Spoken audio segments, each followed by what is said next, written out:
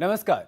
आप देख रहे हैं आपका अपना चैनल इंडिया अहेड हिंदी और मैं हूं आपके साथ गौरव किशोर शर्मा। आज बात करेंगे उस शैतान की जिसकी गिरफ्तारी के बाद महिलाएं होली खेलती हैं। आखिरकार अब तक लगभग 56 दिनों बाद शैतान शिकंजे में आ गया है। जी हां, आज हम बात करेंगे संदेश खाली की। संदेश खाली हिंसा के मास्टरमाइंड शाहजहां शेख को पुलिस ने गिरफ्तार कर लिया है। 55 दिन से फरार चल रहे शाहजहां शेख को पुलिस ने उत्तर 24 परगना से गिरफ्तार किया है। राशन वितरण घोटाला, ईडी की टीम पर हमला, जमीन हड़पने और यौन उत्पीड़न के गंभीर आरोपों से घिरे शाहजहां शेख फिलहाल 10 दिनों की पुलिस रिमांड पर हैं।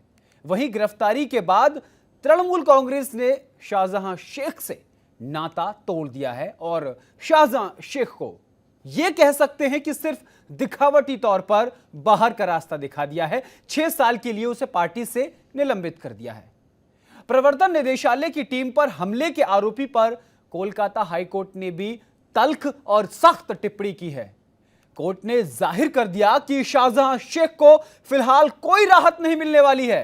गंभीर आरोपों से घिरे शाहजहां शेख पर विपक्ष हमलावर है। पार्टी ने भी किनारा कर लिया है और कोर्ट भी सख्त नजर आ रहा है। आज इसी मुद्दे पर हम बात करेंगे, लेकिन उससे पहले देखिए इंडिया अहेड हिंदी की ये खास रिपोर्ट। तो आखिरकार ये पश्चिम बंगाल में हो क्या रहा है? संदेश खाली में एक वो दुर्दांत आरोपी जिसकी गिरफ्तारी के बाद महिलाएं होली खेलती हुई नजर आ रही हैं, जो माफिया है, जिसने जमीनों पर कब्जा किया है, जिसको लेकर के ईडी आरोप पत्र दाखिल करी, ईडी उनसे पूछताछ करना चाहती है, प्रवर्तन निदेशालय की टीम पर हमले कराए जाते हैं। इन तमाम बातों को लेकर कोलकाता ने भी यानी कोलकाता हाईकोर्ट ने भी तल्ख और सख्त टिप्पणी दी है। कोर्ट ने जाहिर कर दिया कि शाहजहां को फिलहाल कोई राहत नहीं मिलने वाली है। लेकिन सबसे बड़ा सवाल यही है कि आखिर पश्चिम बंगाल में इतना बड़ा दुर्दांत अपराधी 55 दिनों तक कहां था? वहां की पुलिस सो रही थी?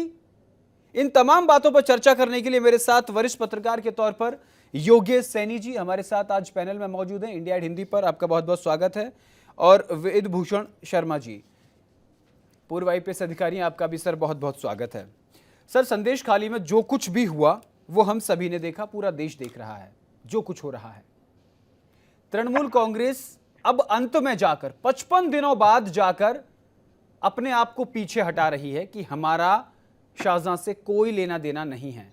लेकिन वो तस्वीरें हमने दिखाई कि जब उस दुर्दांत आरोपी को गिरफ्तार किया गया, पकड़ा गया, तो ऐसा लग रहा था जैसे पश्चिम बंगाल की पुलिस जो है, ऐसा लग रहा था तस्वीरों में कि जैसे उसे संरक्षण दे रही है। और यही आरोप बीजेपी ने भी लगाए। मैं बीजेपी को कोट कर रहा हूं। लेकिन सबसे बड़ा सवाल यही है, सबसे पहले मैं आपके पास आऊंगा वेद भूषण जी, कि बलात्कार या बलात्कार के लिए प्रेरित करने की धारा कोई भी क्यों नहीं लगाई गई है? जब उसे ईडी के लिए गिरफ्तार किया गया तो वो पुलिस के पास 10 दिन की रिमांड पर क्यों है? उसको तो ईडी को सौंप देना चाहिए था, जिस तरीके का बयानबाजी टीएमसी कर रही है। वेद भूषण जी, देखिए गौरव जी, वो कहते हैं ना, सब कुछ लुटाकर होश में आए तो क्या हुआ जी। अब बंगाल सरकार ने जो 55 दिन बाद जो गिरफ्तारी जो पुलिस ने की है, वो दबाव के कारण हुई है। जिस तरह के तमाम सोशल मीडिया में, टीवी में, चैनल्स के माध्यम से और तमाम पॉलिटिकल पार्टीज का और इवन वहाँ की जो संदेश खाली की जनता है, उसका जो दबाव था, खासतौर से महिलाओं को जो दबाव था, उसके रहते हुए ये गिरफ्तारी हुई है। बिल्कुल ये अपरेंट लग रहा है जिस तरह से निष्क्रियता, एक वेस्ट बंगाल पुलिस एक बहुत बड़ी एस्टेब्लिशमेंट है और वहाँ पर तमाम तरह की बहुत बड़े बड़े केस सॉल्व किए जा चुके हैं। और एक ऐसे टटपूंजे आदमी को, जिसके की एक राजनीतिक वजूद है, उसको कहीं ना कहीं राजनीतिक संरक्षण था, क्योंकि रूलिंग पार्टी में जिस तरह से उसके डिफेंड किया जा रहा था। अब ठीक है, वो अपना पल्ला छुड़ा रहे हैं कि हमारा इससे कोई ताल्लुक नहीं, पार्टी से निकाल देंगे, ये कर देंगे, परंतु ये तमाम जो चीजें हैं वो पब्लिक डोमेन में आ चुकी है कि वेस्ट बंगाल में बहुत बड़ा लेवल पर मिसमैनेजमेंट है, चाहे पुलिस के लेवल पर है, चाहे पॉलिटिकल पार्टीज को ले देकर है। अभी अदालत के चाबुक से किया गया है। अभी आपने देखा ममता बनर्जी के जो भतीजे भांजे हैं बनर्जी जी, वो कह रहे थे कि अब हम हाई कोर्ट से हमारे हाथ बंधे हुए हैं। सुकांता मजूमदार, इच्छा शक्ति नहीं थी। जब हाई कोर्ट ने जब उनको चाबुक दिखाया कि आप, हमने इस पर रोक नहीं लगाई है, तो और तमाम जो एजेंसीज हैं उनका दबाव था। ईडी का मुकदमा ऑलरेडी और सर गवर्नर ने भी तो अल्टीमेटम दे दिया था। सोचिए, राज्य का गवर्नर अल्टीमेटम देता है कि आपको गिरफ्तार करना होगा। हाँ बिल्कुल, जो गवर्नर साहब हैं बड़े इफेक्टिव हैं वहां पर। आप उनका एक बॉडी स्ट्रक्चर देखिए, उनकी बोलचाल देखिए, उनकी समझदारी देखिए, तो आपको लगेगा वाकई में वो एक गवर्नर है, गवर्न करते हैं, एक स्टेट को गवर्न करते हैं। और उन्होंने बिल्कुल साबित किया है अपने, ठीक है उनकी एक अपनी एक पावर्स होती हैं, एक स्टाम्प मोहर के रूप में इस्तेमाल किया जाता है, उसके बावजूद भी उन्होंने आउट ऑफ द वे जाकर किस तरह से इस मामले में रिएक्ट किया है, जो कि गवर्नर से एक्सपेक्टेड था। केवल गवर्नर हाउस में ऐशो आराम से रहना एक अलग बात है, परंतु अपना वर्थ दिखाना, अपनी उपयोगिता दिखाना कानून के दायरे के रहते हुए, वो उन्होंने भरपूर अपना एक योगदान दिया है। परंतु ये एक सरकार की, मैं कहता हूं, हट धर्मिता थी या ढीठपन कह लो, कि 55 दिन तक ये इतने सीरियस ऑफेंस है, एक कैसे आदमी भागा रह सकता है, जबकि वो छिपा भी वही हुआ था, उसी एरिया में वो छिपा हुआ था जहां से आज पुलिस ने उसको खोज निकाला। उसके तमाम भाई अरेस्ट हो गए, तमाम उसके जो एड्स थे, तमाम जो उसके साथी थे अरेस्ट हो चुके हैं। और किस तरह से उसको संरक्षण दिया गया, एफआईआर दर्ज की गई, लेट की गई, अभी भी उसमें जो सेक्सुअल हैरेसमेंट के जो एक्चुअली यही मेरा सवाल था अविद जी आपसे, यही मेरा सवाल था। यौन उत्पीड़न, जमीन हड़पना और राशन घोटाले, ये 3 बड़े आरोप लगाए गए, लेकिन जब एफआईआर दर्ज की गई है, रिमांड पर भेजा गया, उसमें कहीं भी इस बात का जिक्र नहीं किया गया कि बलात्कार या बलात्कार के लिए प्रेरित किया गया, क्योंकि इनमें उसको जमानत मिलना मुश्किल है, यहां उसकी जो है मुसीबत जो है ज्यादा बढ़ सकती है। तो कहीं ना कहीं अप्रत्यक्ष रूप से जो मौजूदा सरकार है वो इस दुर्दांत अपराधी का साथ दे रही है, और इसी के दम पर जो तृणमूल कांग्रेस की मुखिया हैं वहां पर, मुख्यमंत्री, वो साफ तौर पर कह रही हैं कि हम 40 की 40 लोकसभा सीट अकेले दम पर लड़ेंगे। ऐसी वहां पर सुशासन व्यवस्था देंगे आप? इस तरीके की व्यवस्था के साथ आप कहेंगे महिलाएं वहां पर परेशान हो रही हैं, लोगों को परेशान किया जा रहा है, अपराधियों को शरण दे रहे हैं आप? की मुखिया है वो खुद महिला है जी, इस तरह से सीरियस एलिगेशंस मॉलेस्टेशन के, ठीक है, दबी आवाज के अंदर लग रहे हैं, पर सरकार के ऊपर यदि जिस दिन महिलाओं को विश्वास हो जाएगा कि यदि उनके ऊपर रेप हुए, सेक्सुअल हैरेसमेंट हुए, यदि आप उसकी जो एरिया है उसकी टोपोग्राफी को समझेंगे, वो एक बांग्लादेश से लगा हुआ बॉर्डर है। वहां पर गाजियाबाद दिल्ली आना जितना आसान है, उसी तरह से बांग्लादेश में भी आना जाना वहां पर आसान है। और वह तमाम जो शक्तियां हैं बांग्लादेश से भी ऑपरेट करती हैं। तो ये जो तमाम, और वेस्ट बंगाल खासतौर से कैलकाटा वेश्यावृत्ति के लिए, चाहे वो जो वहां पर रेड लाइट एरिया है, सोनागाछी और तमाम एरियाज हैं, वो जाना जाता है पूरी दुनिया के अंदर। आप गूगल करके देखेंगे पता लगेगा। परंतु इस तरह का नंगा नाच वहां पर सेक्स का हो रहा होगा, या वेश्यावृत्ति हो रही होगी, या महिलाओं के साथ शोषण हो रहा होगा, ये सब बिल्कुल वेद जी। और अभी हमने कुछ दिन पहले ही पश्चिम बंगाल में जो हिंसा हुई थी उसकी तस्वीरें निकलकर सामने आई। अगर वीडियो वायरल नहीं होता तो वहां जो खुला खेल चल रहा था वो भी सामने नहीं आता, वो तो वीडियो वायरल हुई और सुप्रीम कोर्ट को उसमें संज्ञान लेना पड़ा, और किस तरीके से वहां पर जो व्यवस्था है वो किस तरीके से ध्वस्त है। हमारे साथ लगातार योगेश सैनी बने हुए हैं, वरिष्ठ पत्रकार हैं। योगेश जी, आपका इंडिया हिंदी पर बहुत बहुत स्वागत है। योगेश जी, देखिए, जो पश्चिम बंगाल की स्थिति है वो सबके सामने है, पूरे देश देख रहा है। पहले पश्चिम बंगाल में हिंसा होती है, उसको लेकर के प्रदेश सरकार पूरी तरीके से फेल नजर आती है। उसके बाद अब शाहजहां शेख के मामले में 55 दिन गुजर जाने के बाद उसे गिरफ्तार किया जाता है ईडी के नाम पर, और फिर ईडी को नहीं दिया जाता, पुलिस अपनी कस्टडी में 10 दिन के लिए रिमांड पर लेती है। और उस दौरान क्या करती है कि बलात्कार या बलात्कार की कोशिश की उसके उकसाने के लिए जो धाराएं होती हैं उस पर मुकदमा दर्ज नहीं होता है। कहीं ना कहीं अप्रत्यक्ष रूप से उसको शरण देने की कोशिश जो है वो वर्तमान सरकार जो वहां की है वो कर रही है। तो ये मेरा आपसे सवाल है कि जो कुछ पश्चिम बंगाल में हो रहा है, क्या इसका असर 2024 लोकसभा चुनाव पर पड़ेगा? गौरव भाई, देखो मैं आपको बताता हूं, पश्चिम बंगाल की कहानी को समझना होगा। पश्चिम बंगाल में ये ऐसा पहली बार नहीं हो रहा है कि आप ऐसा देखोगे, उससे पहले भी तमाम घटना मैंने पश्चिम बंगाल बहुत कवर किया है। वहां पर किस तरीके से मतभेद होता है जाति धर्म के नाम पर, आपको बता नहीं सकता मैं। एक आपको लगेगा जब आप पश्चिम बंगाल अगर चले जाएंगे तो आपको महसूस नहीं होगा कि आप हिंदुस्तान के किसी हिस्से में है। ममता बनर्जी वहां इतना फर्क रखती है दो समुदाय के बीच में, और एक को इतना इतना वैसे करके रखती है और एक को इतना नीचे गिरा के रखती है। वो धार्मिक स्तर पे एक धार्मिक बात हो जाएगी, लेकिन फर्क करने वाली वो इतने बड़े मंच का भी प्रयोग करती है। कैसी कैसी वो चर्चाएं वहां होती है, कैसी कैसी घटनाएं होती है। हिंसा की, बंगाल की हिंसा तो आपको पूर्व में भी याद होगी, आज से 5 साल पहले भी कितनी बड़ी घटनाएं घटी थी, कितने लोग मारे गए थे। अब हम आज की डिबेट के मुद्दे पे आ जाते हैं। देखिए, जो शहनशाह शेख है ये अब से नहीं जो है ये तैयार हुआ, ये आकस्मिक आपके सामने आज ये घटना आ गई क्योंकि कुछ चीजें आपके सामने आ जी गई। इस बंदे का मैं आपको इतिहास बताता हूं, जी इसका इतिहास योगेश इतना जी, गलत है, ये योगेश वहां जी, पर योगेश जी, ब्याज भट्टों पे जी पैसे देने। योगेश जी, माफी के साथ मैं आपको रुकूंगा। यहाँ एक वक्त हो चला एक छोटे से ब्रेक का। ब्रेक के बाद वापस फौरन हाजिर होते हैं और इस चर्चा को आगे बढ़ाते हैं कि आखिर पश्चिम बंगाल में जो चल रहा है ये कितना मुश्किल भरा है वहां की आम जनता के लिए, और जो कुछ वहां हो रहा है क्या इसका असर 2024 के चुनाव पर पड़ेगा। एक छोटा सा ब्रेक, उसके बाद फिर चर्चा शुरू करते हैं। अब ब्रेक के बाद आपका स्वागत है। हम चर्चा कर रहे हैं शिकंजे में शैतान की।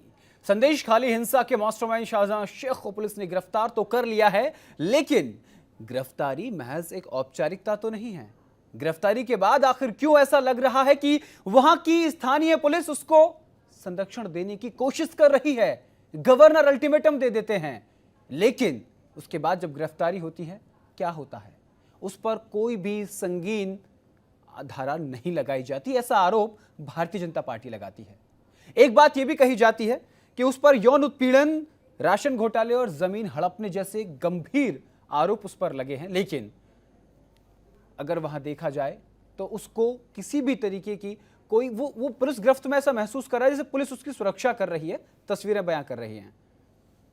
तो लगातार चर्चा मेरे साथ बने हुए हैं योगेश सैनी जी, जो वरिष्ठ पत्रकार हैं, वेद भूषण शर्मा जी हैं, पूर्व आईपीएस हैं, और भारतीय जनता पार्टी से कुशल पांडे जी हैं, बीजेपी से हमारे साथ जुड़ गए हैं। सबसे पहले मैं योगेश जी, आप जो बात कर रहे थे आप उसको पूरा कीजिए, उसके बाद फिर मैं कुशल पांडे जी आपको पास आऊंगा। सूक्ष्म में अपनी बात पूरी कीजिएगा, समय कम है। योगेश जी आप अपनी बात पूरी कीजिएगा। गौरव भाई पहले नाम में बदलाव कीजिएगा, योगेश सैनी नहीं योगेश सोनी है। अच्छा सोनी, माफी माफी, मुझे सोनी में हुआ है। जी जी कोई जी, बात योगेश सैनी। अच्छा, मैं बता देता हूं आपको कि ये जो शेख जैसे जो लोग हैं ये अभी तैयार नहीं हुए, ये बहुत समय पहले से तैयार होने। मैं आपको इसका इतिहास बता देता हूं, जैसा मैंने पहले भी कहा, मैंने पश्चिम बंगाल कवर किया हुआ है। आपको जानकारी दे दी जाए कि ये पहले छोटे मोटे आरोपों में आता था, जाता था, करता था, फिर इसने टीएमसी ज्वाइन करा। मैं थोड़ी सी इतिहास की बात कर रहा हूं। उसके बाद इसके पास लड़ाई झगड़े लूटपाट के बहुत सारे मुकदमे होते थे। आपके रिकॉर्ड के अनुसार केवल इस पे 42 या 40 एफआईआर, लेकिन हम उन घटनाओं की तो बात नहीं करते जो वर्चस्व के चलते इस पे एफआईआर ही नहीं हुई है। इसके अलावा बता दिया जाए कि ये ब्याज भट्टों पे बहुत अधिक पे पैसा देता था, लोगों का पैसा देके जमीनें हड़पता था। अगर आप इसका केवल ज्यादा नहीं, केवल 15 साल पुराना इतिहास देखेंगे तो ये एक छोटा मोटा कटपूंजी और चोर था, लेकिन आज एक इतना बड़ा वर्चस्व वाला नेता बन गया। जैसा कि आपने स्वयं कहा कि जो हमें चित्रों के माध्यम से पता चल रहा है कि पुलिस उसको गिरफ्तार नहीं कर रही, उसका सीना जिस तरीके से बाहर निकल रहा है और उसके चेहरे का जो एक एटीट्यूड है वो साफ स्पष्ट बयां कर रहा है कि वो पुलिस की गिरफ्त में नहीं, पुलिस उसको संरक्षण कर रही है। वरना पुलिस की गिरफ्तारी में हमारे साथ पूर्व आईपीएस भी जुड़े हुए हैं, वो जानते हैं पुलिस का एक नॉर्मल भी अगर आदमी थाने चला जाए तो जो इज्जतदार खानदानी और जो साधारण व्यक्ति होता है उसके हाथ पैर कांपने लगते हैं, लेकिन उसकी शैली को देखते हुए, उसकी भाषा शैली, उसकी उसकी पूरी, अगर हम पूरी स्ट्रक्चर की बात करें, कहीं वो महसूस नहीं करा पा रहे। जी तो बिल्कुल सोनी जी, जी सोनी, संरक्षण है जी गौरव, ये जो सरकार का संरक्षण है गुंडों का, यही जनता को परेशान करता है। तमाम इसके पास छेड़खानी के महिलाओं को बहुत ज्यादा परेशान करने के मामले पहले भी बिल्कुल बिल्कुल योगेश जी, कई बड़े मुकदमे जो हैं दर्ज हैं, और आप बिल्कुल सही बात कह रहे हैं। कुछ रोज पहले तक जो एक मामूली अपराधी हुआ करता था वो आज इतना बड़ा नेता कैसे बन गया, एक बड़ा सवाल है। लगातार हमारे साथ बने हुए हैं कुशल पांडे जी हैं भारतीय जनता पार्टी से। आपका इंडिया हिंदी पर सर बहुत बहुत स्वागत है। धन्यवाद। 55 दिनों तक संदेश खाली हिंसा का जो मास्टरमाइंड है वो पुलिस गिरफ्त से बाहर होता है, उसको गिरफ्तार ईडी के नाम पर किया जाता है, लेकिन अब वहां पर उसको जो गिरफ्तार करने के बाद ईडी को नहीं सौंपा जाता है, वो पुलिस के पास ही है 10 दिन की रिमांड पर। मेरा सवाल आपसे सीधा सीधा ये है, क्या केंद्रीय एजेंसियों को 55 दिनों से पहले कोई दखलंदाजी नहीं करनी चाहिए थी गिरफ्तारी को लेकर के? केंद्र में आपकी सरकार है। देखिए, जिस प्रकार से 55 दिनों तक शेख शाहजहां, ये कौन है? ये बहुत बड़े नेता तो है नहीं जी। तृणमूल कांग्रेस जिस तरह से इनको संरक्षण देकर के रखी थी, इनके नेताओं को, इनके पुलिस को, सभी को मालूम था कि शेख शाहजहां कहाँ छुपा हुआ है जी। आज 55 दिनों तक लगातार वो टीएमसी के नेताओं के साथ करीबी रहा हुआ है, उनके साथ में संपर्क रहा हुआ है। जब इस आंदोलन को वहां की जनता ने जब ये कहा कि नहीं शेख शाहजहां को गिरफ्तार किया जाएगा। आप देखें कि जब ईडी वहां पर पहुंची है संदेश खाली में, तो किस प्रकार से उसके ऊपर मामला किया गया है। आज जब उन्हें लगा, वहां के लोगों को लगा कि नहीं शेख शाहजहां अब ईडी और केंद्रीय एजेंसी यहाँ पे पहुंच रही है, तब वहां के लोग आग पूरा होकर के लेकिन देखिए ये बातें सबको पता है। मेरा सवाल ये कुशल पंडित जी, एक्शन क्यों नहीं हुआ है अभी तक? क्या वहां ईडी बेबस नजर आ रही है क्या तृणमूल एरिया जो संदेश खाली है? जी, मैं ये पूछना चाह रहा हूँ, पश्चिम बंगाल में ईडी, सीबीआई, तमाम तरीके की जो है केंद्रीय एजेंसियां हैं, वो वहां पर बेबस नजर आ रही हैं क्या पश्चिम बंगाल में? इतना बड़ा दुर्दांत आरोपी है। ये तो सारा देश देख रहा है कि ईडी और सीबीआई के ऊपर में किस तरह से हमला हुआ है। वहां पर उनको डायरेक्ट काम ही नहीं करने दिया जा रहा है। जी, तो काम करने जा रहे हैं, जी, काम करने जा रहे हैं तो उनके ऊपर हमला करवाया जा रहा है। जी, उन्हें उनके ऊपर में हमला नहीं करके उन्हें देखिए, मैं बहुत सूक्ष्म में अपने सवाल का जवाब आपसे लेना चाहता हूं। मैं इस मुद्दे पर बिल्कुल राजनीति नहीं करना चाहता, ना राजनीति को टिप्पणी चाहता हूं। ये मेरा बहुत आम सा सवाल है, और योगेश जी ये आपसे भी है, कुशल पांडे जी आपसे, दोनों 30-30 सेकंड में अपनी बात करेंगे। इस मुद्दे पर राजनीति नहीं होनी चाहिए, क्योंकि इस पूरे मुद्दे को अगर देखा जाए तो वहां के रहवासी, जो आम जनता है, जो वहां की महिलाएं हैं, जिनके जो यौन उत्पीड़न का आरोप लगाती हैं, ये उनके साथ गलत हुआ है। क्या मानवाधिकार आयोग को इसमें दखलंदाजी नहीं करनी चाहिए थी? 55 दिन बीत जाते हैं, लेकिन क्या इस बात का इंतजार किया जाता है कि तृणमूल कांग्रेस जो मौजूदा वहां सरकार है उस पर आरोप लगाया जा सके, उसको कटघरे में खड़ा किया जा सके? 55 दिनों तक एक आरोपी बाहर घूमता है, उस पर केंद्र में बैठी जो सरकार है या केंद्र की जो जांच एजेंसियां हैं वो कोई कार्रवाई नहीं करती, सिर्फ इसलिए ताकि उसकी पूरी गलती का ठीकरा तृणमूल कांग्रेस पर फोड़ दिया जाए, जमीन हड़पने का भी उस पर आरोप लगाए। मैं बताना चाहूंगा, मैं बोलना चाहूंगा इस पर कि जैसे आपने कहा कि जिस तरह से आपने वीडियो, आपके चैनल पे वीडियो भी चल रहा है कि क्या वो एक आरोपी की तरह चल रहा है क्या? एक आरोपी की तरह उसका एक्टिविटी है क्या? आज यहाँ पर उसके ऊपर जो चार्ज लगा है शेख शाहजहां के ऊपर में, उस चार्ज को उठा करके देख रही है, सारे चार्जेस नॉन अवेलेबल लगे हैं। जी जी बिल्कुल, एक भी चार्ज, सारे चार्ज अवेलेबल। मैं योगेश जी बिल्कुल नॉन अवेलेबल जी नहीं है उसके ऊपर में। जी जी जी और वो इस तरह से मैं इसका जवाब वेदभूषण जी से ले लेता हूं। वेदभूषण जी, सूक्ष्म में अपनी बात रखिए। क्या केंद्रीय एजेंसियों को 55 दिन बीत जाने से पहले, उसकी गिरफ्तारी से पहले, उनको इंटरफेरेंस नहीं करना चाहिए था? मानवाधिकार को अपना दखलंदाजी नहीं करनी चाहिए थी, क्योंकि महिलाओं से जुड़ा मामला है वहां पर? यह मैं आपसे सूक्ष्म समझना चाहता हूं, समय कम है। देखिए, लोकल पुलिस का ये प्रेरोगेटिव है कि वो एफआईआर के ऊपर एक्शन ले, परंतु जहां तक ईडी का संबंध है, अब वो गिरफ्त में है, अदालत की गिरफ्त में है। अब वो पश्चिम बंगाल की जो पुलिस है, यहाँ की सरकार की गिरफ्त में नहीं है। अभी आपने देखा हेमंत सोरेन का बेल करता छोड़ो, उनके लिए मुसीबतें बढ़ गई हैं। दिल्ली के अंदर बड़े बड़े मिनिस्टर जो है जेल के अंदर है। अभी उनका समय समाप्त हो चुका है। जितना उन्होंने वेद जी आखिरी सवाल, मैं बिल्कुल आपकी बात समझ गया, आप बिल्कुल सही कह रहे हैं। आखिरी सवाल, वेद जी, अगर आप वहां होते तो आप क्या करते? देखिए, ये इच्छा शक्ति की जरूरत होती है। सरकार ने जितना निकम्मापन किया है वहां पर, टीएमसी की सरकार ने वहां पर सीबीआई को इंटरफेरेंस करने से दूर रखा है, और ईडी तो चूंकि वो कर नहीं पाए, क्योंकि ईडी का जो सेटअप है, जो कानून है, सेंट्रल गवर्नमेंट की जो एजेंसी है। वेद जी, आपने एक बड़ी बात कही है जो समझने वाली है कि इच्छा शक्ति जो है वो बड़ी मजबूत होनी चाहिए, और उसकी कमी कहीं ना कहीं पश्चिम बंगाल की पुलिस में देखने को मिली। 55 दिनों तक एक दुर्दांत अपराधी पुलिस गिरफ्त से बाहर रहता है, और पुलिस वहां पर अब दोनों हाथ खाली उसके नजर आते हैं। महिलाओं पर महिला आरोप लगाती हैं, जमीन हड़पने का आरोप लगता है, बावजूद इसके कोई कार्रवाई उसके खिलाफ नहीं होती है। बहुत बहुत शुक्रिया हमारे साथ जुड़ने के लिए योगेश सोनी जी, आपका भी, कुशल पांडे जी आपका भी, और पूर्व आईपीएस वेदभूषण शर्मा जी आपका भी बहुत बहुत आभार इंडिया अहेड हिंदी को समय देने के लिए। लेकिन जो सबसे बड़ी बात वेद शर्मा जी ने कही वो यही है कि जो सवाल है वो यही है कि इच्छा शक्ति मजबूत होनी चाहिए थी। ऐसे अपराधी, क्या इससे बड़े बड़े अपराधियों को पुलिस ने धूल चटाई है। बहुत बहुत शुक्रिया हमारे साथ जुड़ने के लिए, और मेरे साथ इस चर्चा में सिर्फ इतना ही। देश और दुनिया की तमाम बड़ी खबरों के लिए देखते रहिए इंडिया अहेड हिंदी। नमस्कार।